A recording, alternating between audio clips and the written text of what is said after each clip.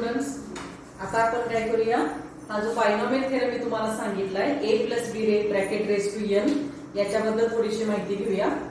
या थेरम मध्ये तुम्हाला NC0 अटॅच तो आपण काय करूया, नोट म्हणूनच लिहूया किंवा नोट मध्ये जो फोर्थ पॉइंट आहे तो फोर्थ पॉइंट आपण याच्यामध्ये लिहूया.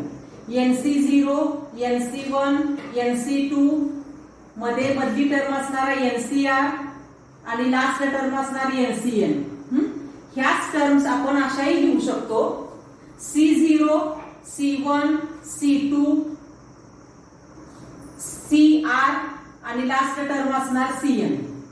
म्हणजे हे n जे आहे ते काय करायचं, थोडं काढून टाकायचं आणि हे जे C0, C1, C2 up to CN यांना काय म्हटलं जातं, आर कॉल्ड ॲज बायनॉमियल कोएफिशियंट्स. यांना काय म्हटलं जातं लक्षात ठेवायचं, बायनॉमियल कोएफिशियंट्स असं म्हणायचं. ठीक आहे, नाव लक्षात ठेवा. हे जे NC0 ते NCN पर्यंत जे आपल्याला व्हॅल्यूज मिळतात, व्हॅल्यूज असणार आहेत थोडक्यात त्या, आणि त्या व्हॅल्यूज आपण कुठल्या फॉर्म्युल्याने काढतो, NCR is equal to n factorial divided by r factorial into n minus r factorial. याने आपण काय करतो, या फॉर्म्युल्यानं या व्हॅल्यू सगळ्या आपण काढत असतो. यांना काय, हे बायनॉमियल एक्सपान्शन मध्ये आहेत म्हणून यांना काय म्हटलं जातं, बायनॉमियल कोएफिशियंट, सहगुणक आहेत थोडक्यात. जे a रेस टू आणि b रेस टू जे आपण म्हणतो त्याचे सहगुणक आहेत म्हणून त्यांना काय म्हणायचं, बायनॉमियल कोएफिशियंट्स असं म्हणायचं. आता ते थोडक्यात फॉर्म्युल्याने सुद्धा काढता येतच, पण जनरली ते आपण कोएफिशियंट्स आहेत ते काढायचे कसे हे तुम्हाला सांगते बघा. आता पास्कल्स ट्रायंगल म्हणून एक पास्कल्स ट्रायंगल जो सायंटिस्ट होता त्यानं हे काय केलेलं आहे, शोधून काढलेला आहे. मग हा जो ट्रायंगल आहे म्हणजे थोडक्यात ट्रायंगलचा आकार आहे, पिरॅमिड सारखं थोडक्यात, मग त्याच्या आकारामध्ये आहे म्हणून याला काय नाव दिले, पास्कल्स ट्रायंगल. आता हे तुम्हाला समजावून देते. आता समजा a plus B raise to 1 असेल, तर आपलं उत्तर काय येतं, a आणि b येतं. a प्लस बी नुसतं येतं. मग a प्लस बी मध्ये a चा सहगुणक 1 आणि b चा सहगुणक काय सुद्धा काय असतो, 1 असतो. मग त्यामुळे मी काय लिहिते, इथं 1 1 लिहिते. मध्ये इथं काय असणार आहे, याच्यामध्ये समजा 1 लिहूया, म्हणजे इथं थोडक्यात काय, a plus B raise to 0 म्हणून. तसं म्हणायला गेलं तर सुरुवात कुठून होणार, a plus B raise to 1 पासूनच सुरुवात होणार आहे आपली. पण जनरल नुसतं म्हणूया आपण a plus B raise to 0 म्हणजे काय, आपण घेऊया इथं 1 म्हणूया, कारण कोणत्याही संख्येचा शून्य घातांक म्हणजे 1 असतं. त्यामुळे आपण इथं 1 लिहिलं. आता ह्या 1 जे आहे त्याच्या इकडच्या बाजूला, डाव्या बाजूला आणि उजव्या बाजूला 1 1 लिहिलं. आपण जसं ड्रॉइंग काढतो, रांगोळी काढतो त्या पद्धतीनंच आहे. आता परत या 1च्या इकडे काय करायचं, इकडे एक 1 लिहायचं, परत इकडे एक 1 लिहायचं. आपल्याला काय करायचे, a प्लस बी ब्रॅकेट स्क्वेअरचे कोएफिशियंट्स तयार करायचे. आणि ते कोएफिशियंट्स कसे तयार करायचे, इकडे एक 1 घेतला, इकडे एक 1 घेतला आणि या दोन्हींची ऍडिशन इथं लिहायची. या दोन्हींची ऍडिशन काय, प्लस आपण जर केलं तर किती येते, 2 येते. मग त्यांची ऍडिशन किती येणार, 2 येणार. आणि तुम्ही बघा इथं लक्षात येतंय का, बघा ज्या वेळेला तुम्ही a plus B bracket square करता त्यावेळी एक्सपान्शन कसं येतं, a square plus 2ab plus b square. आणि त्यांचे सहगुणक बघा 3 टर्म्सचे 1 2 1 हे सहगुणक आहे. मग त्यानुसार हे सहगुणक आहे. तसंच a plus B raise to cube, a plus B bracket cube जर घेतलं तर त्याचे सहगुणक आपण तयार करू शकतो. कसे, हा 1 आहे त्याच्या इकडच्या बाजूला एक 1 घ्यायचा, या बाजूला एक 1 घ्यायचा. आता मधले कसे घेणार, ऍडिशन घ्यायची. हे 1 आणि 2 ची ऍडिशन करा, या दोन्हींची ऍडिशन करा, किती येते, 3 येते. परत 2 आणि 1 यांची ऍडिशन करा, किती येते, 3 येते. मग त्यानुसार a प्लस बी ब्रॅकेट क्यूबचे 4 तुम्हाला टर्म्स माहिती आहेत, a cube plus 3a square b plus 3ab square plus b cube. मग त्यानुसार हे कोएफिशियंट्स येतात. अजून एकच आपण बघूया, a plus B raise to 4 आहे, त्याचे सहगुणक तुम्हाला मी मगाशी लिहून दिले, 1 4 6 4 1. ते कसं येतात बघा, इकडे एक 1 आलं, इकडे एक 1 आलं, वाढवत चालू आहे आपण आता 1. म्हणजे थोडक्यात असा ट्रायंगल पिरॅमिड सारखं तयार होत जातं. हे 1 प्लस 3 किती येणार, 4. 3 प्लस 3 किती येणार, 6. 3 प्लस 1 किती येणार, 4. बघा सहगुणक तयार झाले. आता लास्ट एक आपण बघणार आहे, तुम्ही काय करायचं आहे मी तेही तुम्हाला सांगते. हे 5व्याचं तेवढं मी सांगणार आणि तुम्ही 10 पर्यंतचा जो आहे a plus B raise to 10 किंवा 9 7 8 पर्यंत जरी केलं तरी चालते. रेस टू 10 पर्यंत तुम्ही तयार करायचं. म्हणजे 6वा घातांक 7वा 8वा 9वा आणि 10वा इथपर्यंत तुम्ही काय करायचं, पिरॅमिड जो आहे तो कम्प्लीट करायचा. हे 5चं कसं येणार बघा, इकडे एक 1 इकडे एक 1, हे 1 + 4 5, 4 + 6 10, 6 + 4 10 आणि 4 + 1 5. मग या पद्धतीने आपल्याला जे बायनॉमियल कोएफिशियंट्स आहेत हे कोएफिशियंट्स मिळणार आहेत. बाकीच्या टर्म्स तुम्हाला माहिती आहे, कमी कमी होत जाणार, बी वाढत वाढत जाणार आहे. हे सगळं तुम्हाला त्या एक्सपान्शन मध्ये सांगितलेलंच आहे. फक्त हे लक्षात ठेवा. आणि तुम्ही काय करायचं, 6 7 8 9 10 पर्यंत तुम्ही एक्सपान्शन अशा पद्धतीनं ऍडिशन करत जावा आणि वाढवत जावा.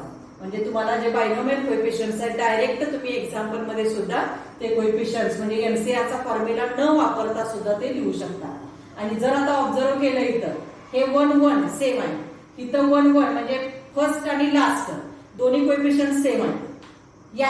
याच्यापासून बघा, हा फर्स्ट आणि हा लास्ट सेम दिसतात. त्याच्या अलीकडचा म्हणजे दुसरा आणि इकडून दुसरा सेम दिसतात, इक्वी डिस्टंट असणार आहेत बघा ते. याच्यामध्ये इकडं 1 4 इकडून 1 4 सेम आणि मध्ये काय एकच आहे. इथे कसं येणार 1 5 10 इकडून पण 1 5 10 मधला नाहीच आहे, कारण कसं आहे घातांक काय इथं 5 आहे. 5 असेल तर टर्म्स आपल्याला 6 मिळणार. समजा 8 मिळाले तर इकडून 4 आणि इकडून 4 अशा पद्धतीने तिथं मिळत जाणार आहे. म्हणजे या बाजून आणि या बाजून कोएफिशियंट्स काय मिळत जातात, सेम राहतात. आणि फक्त कधी मधला जो कोएफिशियंट आहे तुम्हाला मिळणार आहे बघा 1 हा ऑड आहे. ऑड असेल तर टर्म्स 2 मिळाले, इव्हन टर्म्स मिळाल्या. 2 असेल तर ऑड टर्म्स मिळाले म्हणजे ऑड आले तिथं, म्हणजे मिड पॉइंट आला थोडक्यात. क्यूब असेल तर किती टोटल टर्म्स आपल्याला 4 मिळणार. इथं मिड पॉइंट येतच नाही, मधला पॉइंट काहीच मिळणार नाही. 4 असेल तर 5 आणि 5 असेल तर टोटल टर्म्स आपल्या किती झाल्या 6 झाल्या. असं तुम्ही पुढचा जो भाग आहे तो पूर्ण करा, तो ट्रायंगल 10 पर्यंत पूर्ण करा. म्हणजे डायरेक्ट एक्झाम्पल मध्ये तुम्ही त्या व्हॅल्यूज बायनॉमियल कोएफिशियंट्स लिहू शकता. ठीक आहे. आता आपण काय करूया, याच्यावरची जे एक्झाम्पल आहेत ते एक्झाम्पल काय करूया आपण सुरू करूया. बघा आता आपण एक्झाम्पल बघूया. बायनॉमियल थेरम फॉर्म्युला तुमच्या लक्षात आला असेल, तो फॉर्म्युला वापरायचा कसा एक्झाम्पल मध्ये ते आपल्याला बघायचं. एक्सपांड करायचं आहे म्हणजे एक्सपान्शन थोडक्यात करायचं आहे. √3 + √2 रेस टू 4 म्हणजे n किती आहे, a + b raise to n मध्ये a काय असणार √3, b काय असणार √2 आणि n काय असणार आहे 4 असणार आहे. मग त्यामुळे आपल्याला याचं एक्सपान्शन करायचं आहे. मग काय करायचं, √3 + √2 रेस टू 4 हे आपण लिहून घेतलं. आता जसा आपला फॉर्म्युला आहे त्यानुसार आपण एक्सपान्शन जे आहे ते करत जाणार. आता 4 घातांक आहे म्हणजे आपल्याला टोटल टर्म्स किती मिळणार 5. मग त्या 5 टर्म्स तयार करू. आता पहिलं काय असतं NC0. NC0 म्हणजे काय येणार 4C0. यांची व्हॅल्यू टाकत चाललोय बघा आपण. आता a रेस टू n, मग a रेस टू n म्हणजे काय येणार, a किती आहे √3, मग √3 रेस टू n किती आहे 4, चौथा घातांक. ही पहिली टर्म झाली. प्लस दुसरी टर्म काय येणार 4C1, परत √3 1 न कमी करायचं, क्यूब आला. आणि आता आपल्याला b ला सुरुवात करायची म्हणजे काय येणार आहे इंटू √2 येणार. ही दुसरी टर्म झाली. तिसरी टर्म 4C2 आली. √3 अजून 1 न कमी करायचं म्हणजे √3 स्क्वेअर आला आणि b 1 न आता वाढवायचं म्हणजे परत स्क्वेअर आला. नंतर प्लस 4C3 NC3, नंतर √3 अजून 1 न कमी करूया आपण आणि √2 जे आहे ते वाढवूया, क्यूब केलं. आणि लास्ट टर्म कारण n आणि r इक्वल होईपर्यंतच ते करायचं आहे, त्यामुळे लास्ट टर्म असणार आहे आपली 4C4. √3 आता निघून जाणार कारण लास्ट टर्म इथं झाली त्याची आणि √2 जे आहे ते वाढणार आहे. मग त्याच्यानुसार √2 रेस टू 4 म्हणजे टोटल आपल्या टर्म्स किती झाल्या बघा 1 2 3 4 आणि 5. हे झाले एक्सपान्शन. आता आपण मगाशी काय केलं, पास्कल्स ट्रायंगल नुसार डायरेक्ट आता याच्या व्हॅल्यूज लिहायच्या, नाहीतर एमसीआरच्या फॉर्म्युल्याने आपण लिहू शकतो. आता आपण लिहूया लेट 4C0 याची व्हॅल्यू किती असणार आहे 1. कारण आपल्याला हे बघा पास्कल्स ट्रायंगल मध्ये 1 4 6 4 1 हे काय आहेत बायनॉमियल कोएफिशियंट्स आहेत. त्यामुळे हे 5 बायनॉमियल कोएफिशियंट्स 1 2 3 4 आणि 5 हे आपल्याला लिहायचं आहे. 4C0 ची व्हॅल्यू किती आली 1 आली. नंतर 4C1 याची व्हॅल्यू किती असणार 4 1 4 झालं. 4C2 ची व्हॅल्यू किती असणार 6. परत 4C3 ची व्हॅल्यू किती येते 4 येते. त्यामुळे मी इथंच लिहिते 4C3 आणि लास्टला 4C4 ची व्हॅल्यू सुद्धा किती असणार आहे 1च असणार आहे. त्यामुळे 1 2 3 4 आणि 5 या व्हॅल्यूज आपण लिहून काढल्या. हे आपण लिहिलेलं आहे. किंवा तुम्ही हा सुद्धा फॉर्म्युला वापरू शकता बघा NCR is equal to NCN minus R. मी तुम्हाला प्रॉपर्टी लिहून दिली कॉम्बिनेशन मध्ये आपण व्हिडिओ मध्ये टाकलेली आहे बघा. मी NCR आणि NC हे N आणि R ची वजाबाकी म्हणजे इथं किती आता इथं बघा 4C1 हे झालं NCR झालं आणि NCN मायनस R म्हणजे 4 मायनस 1 किती येतं 3 येतं. हे इक्वल येतं हे इक्वल असतं. त्याचबरोबर इथं सुद्धा NCR हे झालं आणि काय येणार NCN मायनस R म्हणजे 4 मायनस 0 किती येतं 4 येतं. या फॉर्म्युला सुद्धा आपण लिहू शकतो. नाहीतर आपल्याकडे पास्कल स्ट्रॅकर आहे त्याला सुद्धा तुम्ही त्या व्हॅल्यूज लिहू शकता. हे झालं. आता याच्यामध्ये एक्सपान्शन लिहूया. दॅट इज इक्वल टू किंवा इथे लिहिते मी √3 plus √2⁴ is equal to 4C0 ची व्हॅल्यू किती आहे 1. आता √3⁴ म्हणजे √3 चा 4 वेळेला गुणाकार करायचा किती येणार 3 3 9 9 येणार आहे म्हणजे इंटू 9 आहे. प्लस 4C1 ची व्हॅल्यू किती आहे 4 आहे तिथे लिहिली.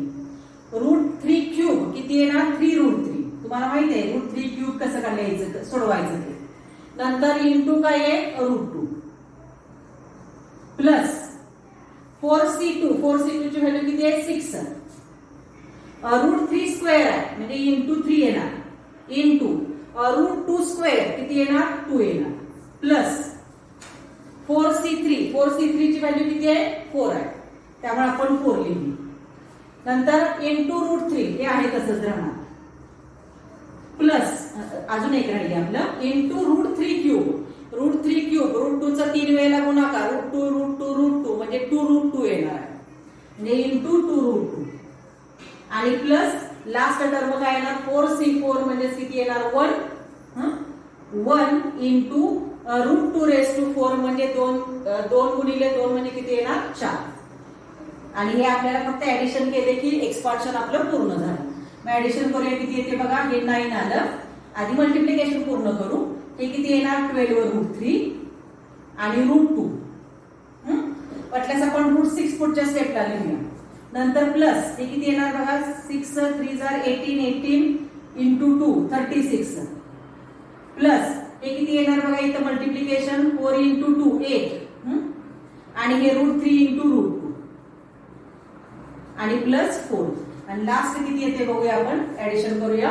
हे 9 अधिक 36 किती येतं 45 45 आणि 4 49 हे 49 लिहिलं plus similar terms are added. आता इथं किती येते बघा हे 12 आणि हे 8 20 आणि √3 इंटू √2 म्हणजे किती आपण लिहिणार आहे √6 आणि आपलं हे जे उत्तर आहे ते अशा पद्धतीनं पूर्ण करायचं. त्यामुळे हे एक एक्झाम्पल आपलं कंप्लीट झालं.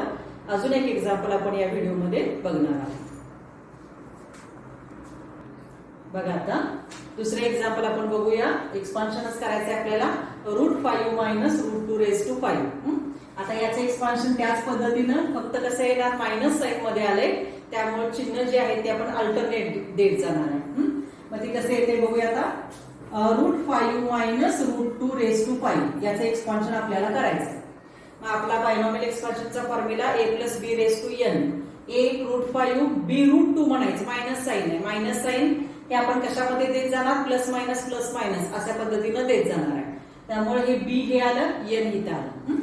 आता एक्सपान्शन करूया 5 आहे त्यामुळे सुरुवात कुठून होणार 5C0 NC0 a⁻n म्हणजे √5⁻n म्हणजे √5⁵. आता हे झालं पॉझिटिव्ह इथं प्लस साइन असणार. दुसरं साइन काय येणार निगेटिव्ह. आता 5C0 झालं 5C1 √5 1 ने कमी करायचं √5⁴ आणि √2 ला आता सुरुवात होणार त्यामुळे इंटू काय येणार आहे √2. नंतर परत प्लस साइन हे प्लस मायनस हे मायनस साइन मुळे आलेलं आहे आणि त्याच्यामुळेच आपल्याला काय म्हणजे हे b म्हणजे मी मगाशीच तुम्हाला सांगितले b √2च घ्यायचं मायनस √2 नव्हे. मग त्यानुसार आता हे लिहिलं. आता प्लस इथं वाटल्यास ब्रॅकेट टाकूया. 5c2 येणार. √5 अजून 1 न कमी होणार आणि √2 1 न वाढणार म्हणजे स्क्वेअर होणार. नंतर मायनस प्लस झालं आता मायनस 5c3 येणार. √5 1 न कमी करायचं आणि √2 जे आहे ते घातांक 1 न वाढवायचं त्याचं. आता हे झालं मायनस. इथं वाटल्यास मी तात्पुरतं मायनसच म्हणते. परत येणार प्लस म्हणजे किती येणार इथं 5c4 येणार. √5 अजून 1 ने कमी करूया. स्क्वेअरचं √5 झालं आणि √2 1 ने वाढणार म्हणजे √2⁴. आणि लास्ट टर्म जी आहे ज्या वेळेला n आणि r इक्वल येतात त्यावेळेला लास्ट टर्म तयार होते 5c5 म्हणणार आपण. √5 निघून जाणार आणि फक्त √2⁴ काय येणार आहे 5 येणार. म्हणजे लक्षात येते का बघा लास्ट टर्मचे जे साइन आहे ते कशावर अवलंबून असणार आहे. हा जो घातांक आहे त्याच्यावर अवलंबून असणार. आता बघा किती 5 घातांक आहे पण 6 टर्म तयार झाले. 1 2 3 4 5 6 आणि त्यानुसार plus minus plus minus plus minus last term येणार आहे ती मायनस येणार. म्हणून मी तुम्हाला a-b⁴ च्या फॉर्म्युल्यामध्ये -1⁴ असे एक तिथं उल्लेख केलेला आहे. आता आपण हे सोडवूया. आधी कोएफिशियंट्स तयार करून घेऊ. Late 5c0 is equal to किती असणार 1. मी तिथं तुम्हाला हे केलेलं आहे बघा. त्याच्यामध्ये ⁵ जे आहे त्याच्यामध्ये काय येतंय ते बघा. मी तुम्हाला सांगितलेलंच आहे 1 येतं. 5c1 पास्कल्स ट्रायंगल त्याच्यामध्ये सांगितलेलं आहे बघा 151. आणि त्याच्यानंतर पुढचं काय येतंय बघा 5c2. तुम्हाला जर फॉर्म्युला जर हवा असेल तर फॉर्म्युल्याच्या आधारे सुद्धा तुम्ही ते काय करू शकता लिहू शकता. 5c2 चा आन्सर काय येते बघा. पास्कल्स ट्रायंगल जो आहे तो पास्कल्स ट्रायंगल नुसार 5c2 चं जे आन्सर आहे मी आता डायरेक्ट इथं सांगते तुम्हाला. 5c2 चं जे आन्सर आहे ते सांगते इथं.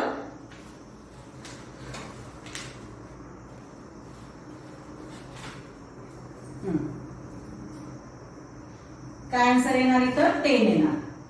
नंतर 5c3 चा आन्सर किती येते बघा इथं. 5c3 चा आन्सर सुद्धा 10च येणार आहे त्यामुळे मी इथं लिहिते 5c3.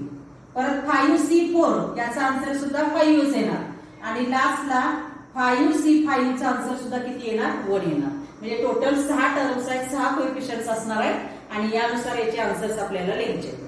मग किती येते बघू आता इथं. Therefore √5 minus √2⁵ is equal to 5c0 1 √5⁵ 5 वेळा गुणाकार करा √5 चा म्हणजे 25. 4 वेळा केला तर 25 आणि परत वर्गमुळात 5 म्हणजे 25 √5 आलं. परत साइन मायनस आला. 5c1 चं 5 येणार. त्याच्यानंतर √5⁴ किती येणार 25 येणार. आणि नंतर √2 येणार. नंतर प्लस 5c2 चा आन्सर किती येतं व्हॅल्यू 10 आहे त्यामुळे ही 10 लिहिली. √5 ब्रॅकेट क्यूब आहे ते किती येणार 5√5 येणार. आणि √2² किती येणार 2 येणार. हे इथले झाले. परत मायनस साइन. आता 5c3 चा आन्सर किती येतं 10 येतं. √5² किती येणार 5 येणार. इंटू √2³ किती येणार 2√2. हे झालं मायनस. आता पुढची टर्म आहे प्लस. 5c4 चे उत्तर किती येतं 5च येतं. इंटू √5 आणि √2⁴ किती येणार 4 येणार. आणि लास्ट मायनस 5c5 ची व्हॅल्यू किती असते 1 आणि √5 किती ⁵ किती येणार 4√2 येणार. √2⁵ म्हणजे 4√2. आता हे सगळं ऍडिशन सबट्रॅक्शन केलं की आपल्याला उत्तर जे आहे ते मिळणार आहे. आता आधी गुणाकार करूया. हे किती येणार 25√5 येणार. हे मायनस 5 into 25 125 √2. त्याच्यानंतर हे किती येते बघा 10 5 आणि 2 यांचा गुणाकार 50 into 200 प्लस 100 √5. नंतर मायनस इथं परत किती येणार 100 √2 येणार. नंतरच हे 20√5 प्लस 20√5 नंतर लास्ट टर्म येणार -4√2. आता सिमिलर टर्म्स म्हणजे √5 च्या टर्म्स एकत्र करायच्या आणि √2 च्या टर्म्स एकत्र करायच्या. √5 च्या टर्म्स बघा, ही एक आहे, इथं एक आहे आणि इथे एक आहे. किती ऍडिशन होते बघा, 25, 125 आणि 20. म्हणजे इथं किती येणार बघा, 25 मायनस 1 नाही, इथं नाही, 25 प्लस 100 किती येणार इथं, 125. 125 प्लस 20 म्हणजे आपल्याला किती मिळणार आहे, ऍडिशन केली आपण 25, 100 आणि 20 म्हणजे हे 120, 120 आणि 25 किती येणार, 145. 145√5. आणि आता मायनस साइन, इथं मायनस आहे, मायनस आहे, मायनस आहे, त्यामुळे मायनस साइन राहणार आणि ऍडिशन होणार. हे 125 125 अधिक 100 225, 225 अधिक 4 म्हणजे 229, 219 या पद्धतीने आपलं जे उत्तर आहे ते मिळणार. त्यामुळे एक्सपान्शन अशा पद्धतीने आहे. पुढच्या एखाद्या व्हिडिओमध्ये आपण अजून काही एक्झाम्पल वेगवेगळ्या पद्धतीची बघूया. Okay, bye.